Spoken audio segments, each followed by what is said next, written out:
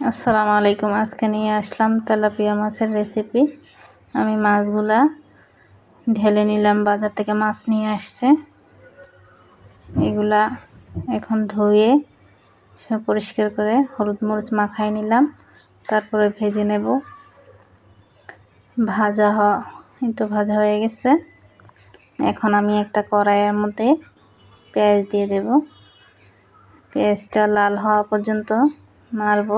তারপর আপনার সব মশলা, আদা বাটা, রসুন বাটা, ধনিয়ার গুঁড়া, হলুদের গুঁড়া, মরিচের গুঁড়া, লবণ একসাথে নিয়ে মশলাটা, পেঁয়াজটা হলুদে আসলে আমি সব মশলাগুলো একসাথে দিয়ে দেব। পেঁয়াজটা আগে একটু ভালো করে ব্রাউন কালার করে নিচ্ছি।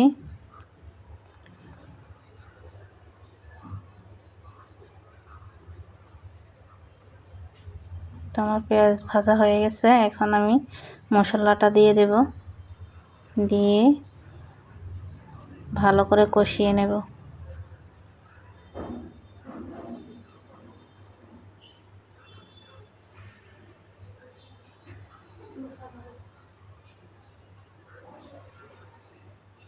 তো আমি এখন আবার টমেটো, কাঁচামরিচ দিয়ে ভালো করে নেড়ে চেড়ে নেব।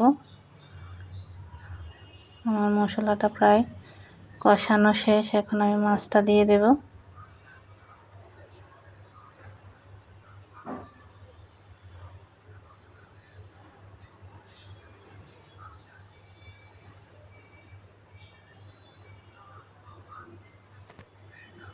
মাছটা দিয়ে একটু নেড়ে চেড়ে দেব। এখন একটু ঝোল দিয়ে দিলাম।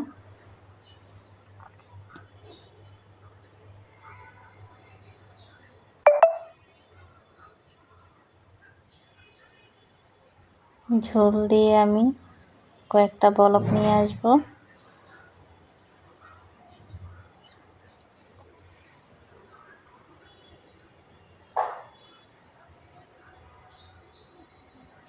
তো বলক নিয়ে আসবো।